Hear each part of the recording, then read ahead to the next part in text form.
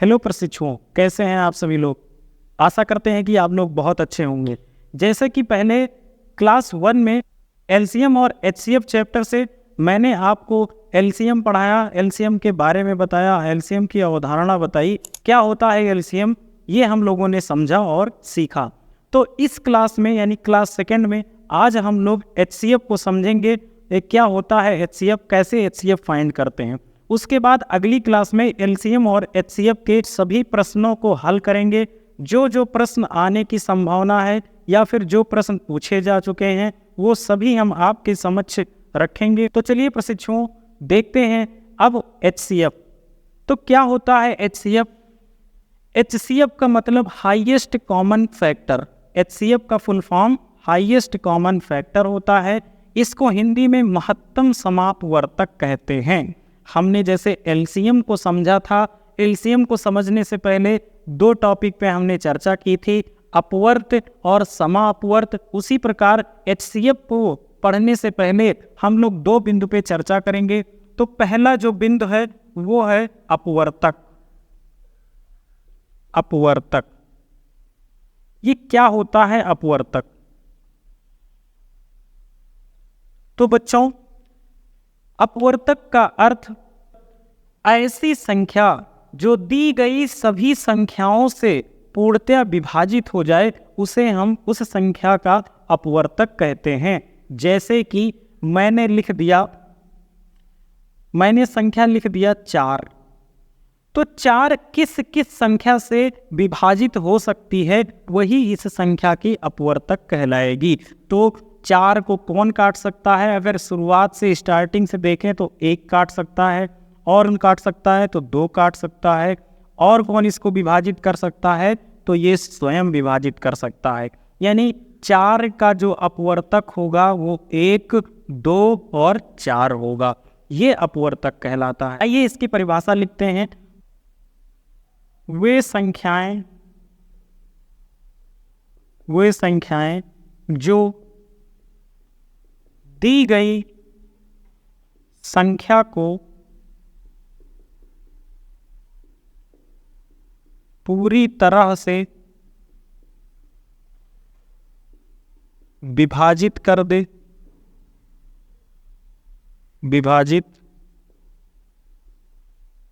करती हूँ।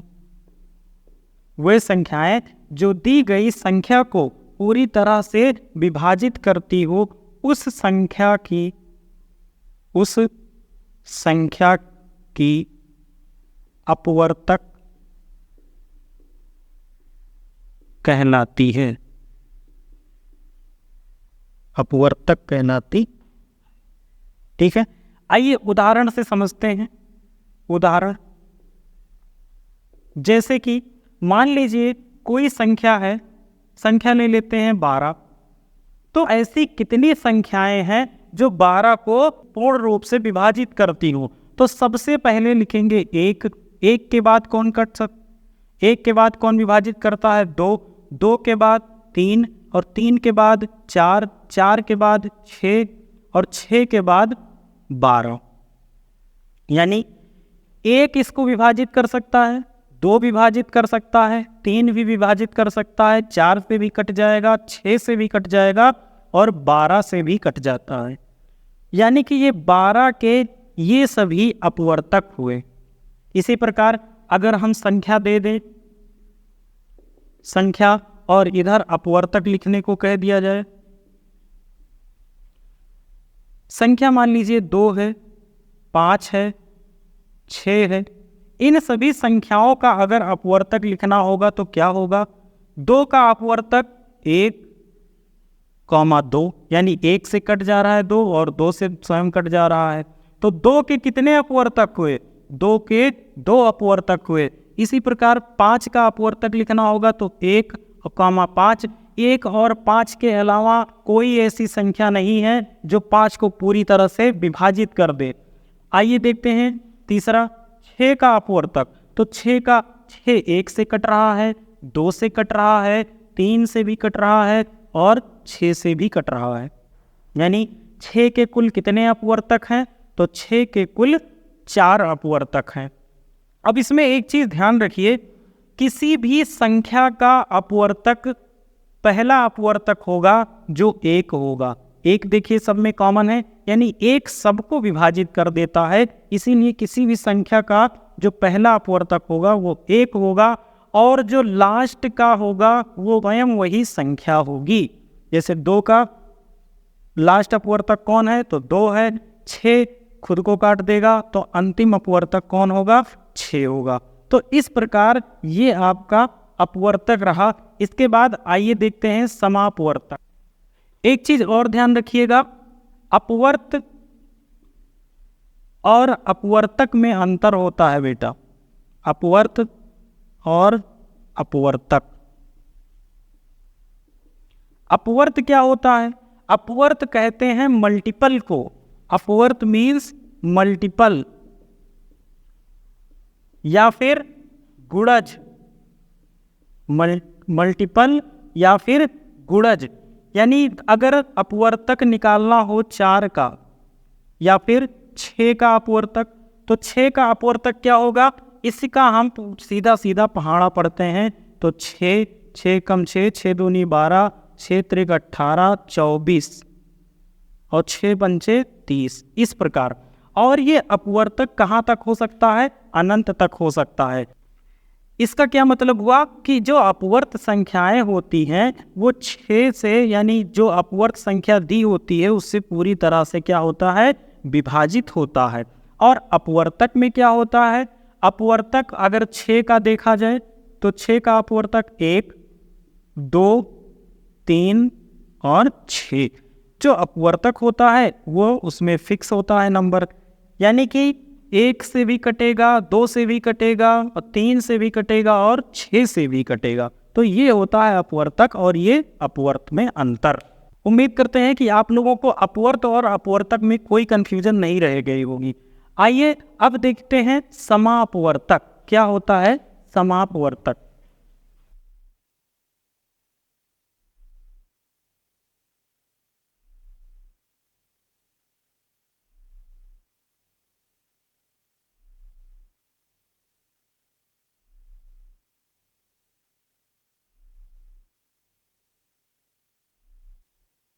क्या होता है समापवर्तक, 2 या 2 से अधिक संख्याओं के समान अपवर्तकों को समापवर्तक कहते हैं।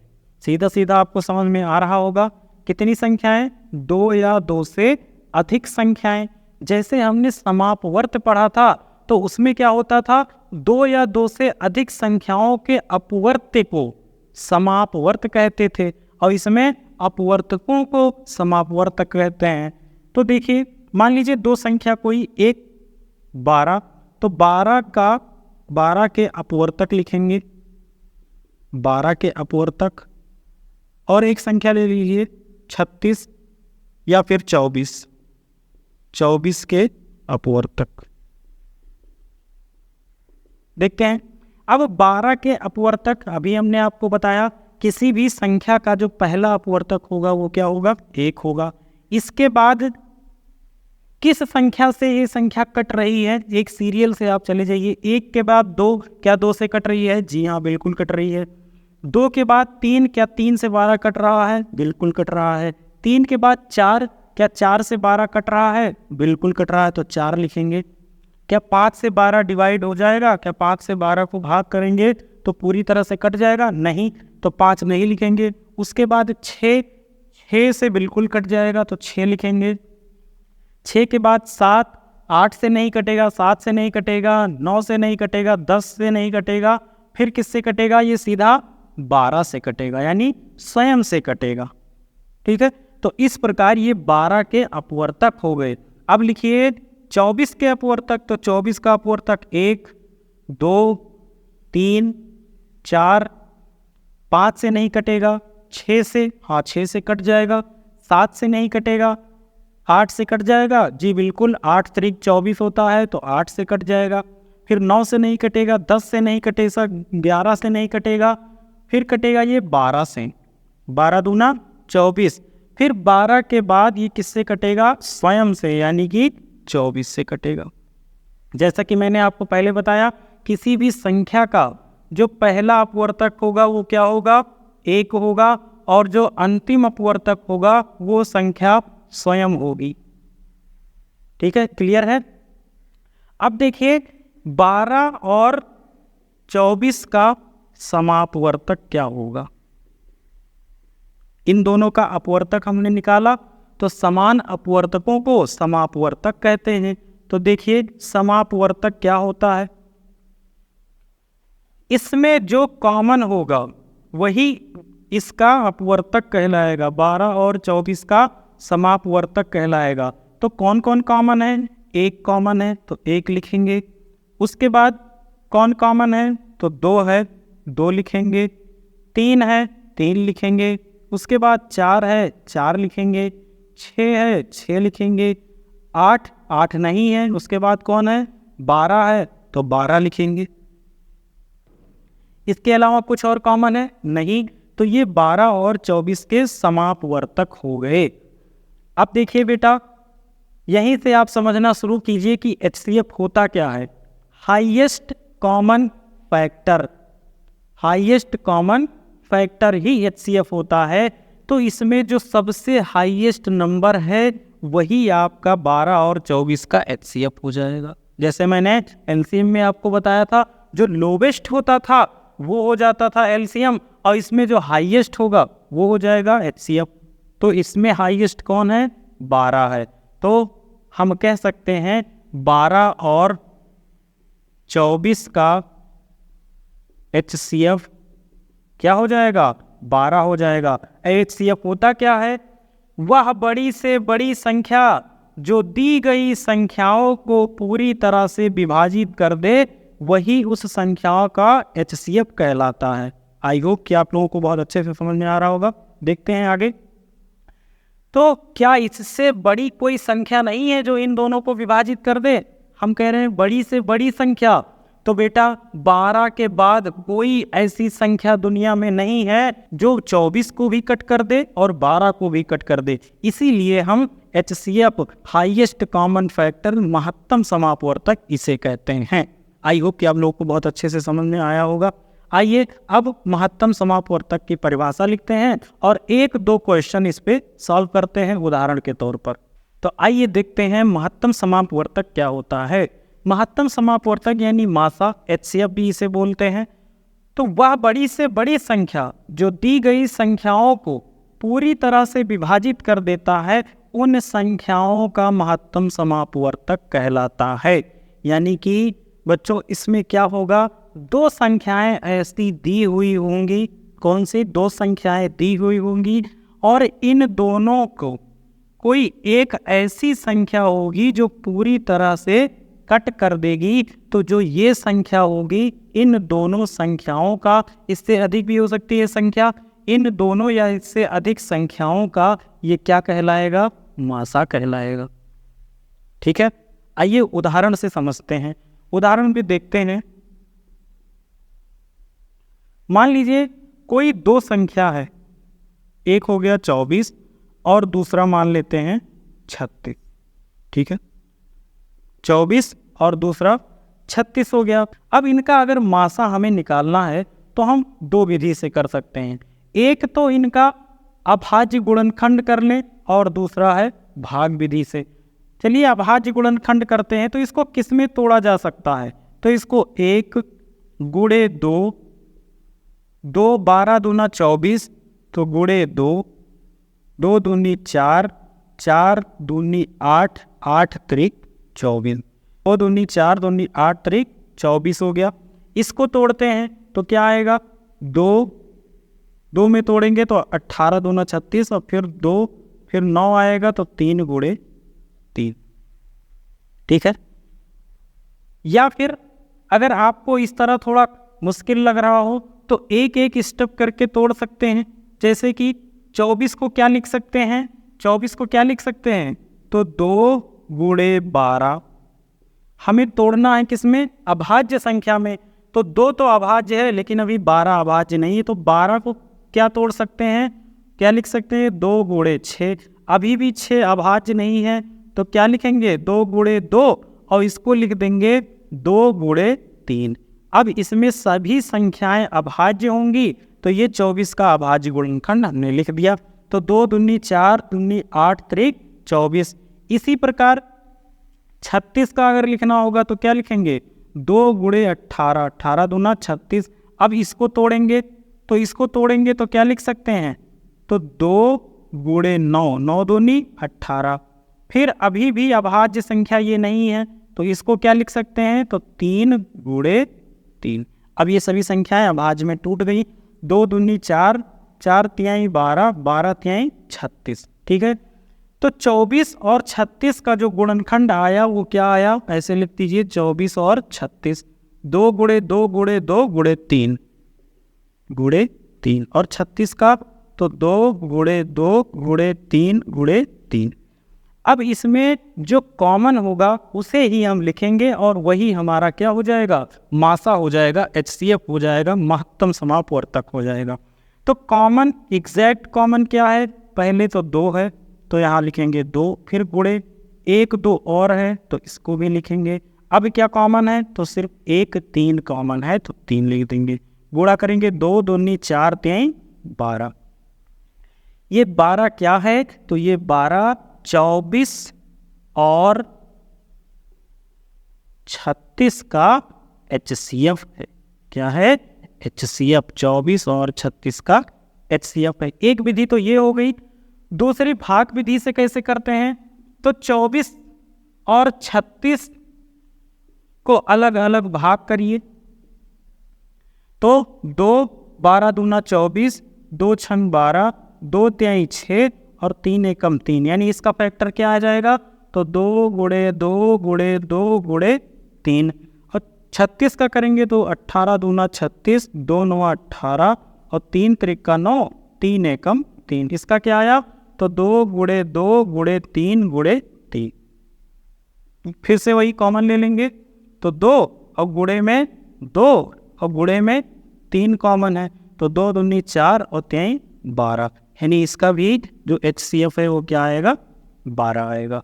ठीक है, तो ये हो गया गुणनखंड से, और ये भाग विधि से हमने दोनों विधि से HCF निकालना सीख लिया है। अब इस पे आगे हम क्वेश्चन करेंगे। आइए अब एक प्रश्न से लासा और मासा दोनों निकालना सीखते हैं। तो आप 2 विधि हम आपको बता चुके हैं, कौन कौन सी, एक तो गुणनखंड विधि और दूसरी भाग विधि। तो आप जो चाहें वो मेथड लगा सकते हैं। अगर गुणनखंड विधि से चलिए देखते हैं, तो 24 का अभाज्य गुणनखंड करेंगे और 48 का अभाज्य गुणनखंड करेंगे। 24 को जब अभाज्य गुणनखंड में तोड़ेंगे तो क्या होगा, 1 गुणे 2 गुणे 2 दूनी 4, 4 दूनी 8, 8 त्रिक 24 हो गया। इसी प्रकार 48 को जब तोड़ेंगे तो 1 गुणे 2, 2 दूनी 4, 4 दूनी 8, 8 दूनी 16 और 16 तिया 48।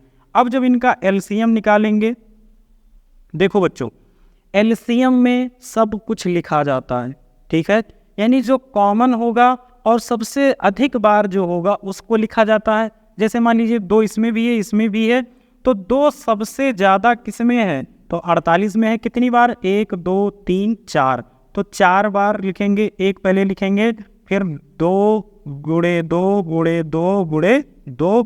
अब देखो क्या ये 3 भी कॉमन है और कितनी बार है, 1 बार इसमें भी 1 बार इसमें भी, तो इसको 1 ही बार लिखते हैं। इनका गुणा कर लेंगे तो 2 दूनी 4 दूनी 8 दूनी 16 और 16 तिया 48। LCM का मतलब क्या होता है, लघुत्तम समापवर्त, यानी वह छोटी से छोटी संख्या जो दी हुई संख्याओं से पूरी तरह विभाजित हो जाए, वह छोटी से छोटी संख्या जो दी गई संख्याओं से पूरी तरह से क्या हो जाए, विभाजित हो जाए, यानी 24 से भी कट जाएगी, 48 से भी कट जाए, तो इन संख्याओं का LCM कहलाता है। उम्मीद है कि आप लोग बहुत अच्छे से समझ रहे होंगे। तो LCM का कॉन्सेप्ट क्लियर हो गया तो आगे आपको प्रश्न सॉल्व करने में जरा से भी दिक्कत नहीं होने वाली है। बच्चों आइए HCF अब देखते हैं। तो 24 को अभाज्य गुणनखंड में तोड़ते हैं, क्या आएगा, 1 गुणे 2 गुणे 2 गुणे 2 गुणे 3। और जब 48 को तोड़ेंगे तो 1 गुणे 2 गुणे 2 गुणे 2 गुणे 2 और गुणे में 3, ये हो गया 48। अब HCF क्या होता है? हाईएस्ट कॉमन फैक्टर, यानी जो कॉमन होगा वही लिखेंगे। तो HCF कैसे करेंगे? इसमें क्या कॉमन है? जो कॉमन होगा सिर्फ वही लिखा जाएगा। तो 1 गुणे 2 गुणे 2 गुणे 2, तो 2 दूनी 4 दूनी 8। HCF कितना आ गया? 8। वह बड़ी से बड़ी संख्या, वह बड़ी से बड़ी संख्या जो दी हुई संख्याओं को पूरी तरह से विभाजित कर दे, इन संख्याओं का ये HCF कहलाता है। बच्चों, उम्मीद है कि आप बहुत अच्छे से कनेक्ट कर पा रहे हो, बहुत अच्छे से समझ रहे होंगे। तो इस तरह हमने आपको LCM और HCF को एक ही प्रश्नों के माध्यम से आपका कॉन्सेप्ट क्लियर करने की मैंने कोशिश की है। उम्मीद करते हैं कि आप लोग LCM और HCF को बहुत अच्छे से समझ पाए होंगे। बच्चों, अब हम मिलते हैं अगले वीडियो में। LCM और HCF के बहुत अच्छे अच्छे प्रश्नों की एक लिस्ट लेके आएंगे, जिसमें आप देखेंगे कि प्रीवियस ईयर में पूछे गए LCM के अच्छे अच्छे प्रश्न आपके सामने हम प्रस्तुत करेंगे और उसे हल किया जाएगा, समझने की कोशिश किया जाएगा। बच्चों, यकीन मानिए आपको इसके बाद LCM और HCF की क्लास करने की कहीं भी ज़रूरत नहीं पड़ेगी। किसी भी एग्ज़ाम में किसी भी लेवल का LCM और HCF पूछेगा तो आप उसको पहले से यहाँ पढ़ चुके होंगे। बच्चों, आपके जो प्रीवियस ईयर में पूछे गए प्रश्न, चाहे वो आपके सेमेस्टर में रहे हों, चाहे वो टेट में, कभी सुपर टेट में पूछा गया होगा, या CTET में पूछे जाने वाले प्रश्नों को मैं आपके सामने लेकर आऊँगा। बच्चों, प्रयास करिए जो लाभ आप यहाँ से उठा पा रहे हैं, ये लाभ आप अपने जानने वाले या DLED कर रहे प्रशिक्षुओं को, या पास हो चुके ऐसे प्रशिक्षु जो CTET या टेट की तैयारी करने में लगे हुए हैं, उनके साथ साझा करिए। बहुत जल्द मैं CTET या टेट के भी क्लास करवाने वाला हूं, और ये सब सारी क्लासें आपकी निरंतर चलेंगी। तो बच्चों, इसी के साथ ये क्लास यहीं समाप्त करते हैं और मिलते हैं आपसे अगली वीडियो में LCM और HCF के अच्छे अच्छे प्रश्नों के साथ। तब तक बने रहिए हमारे साथ। लाइक करिए, कमेंट करिए, शेयर करिए। धन्यवाद। Thank you. Bye bye.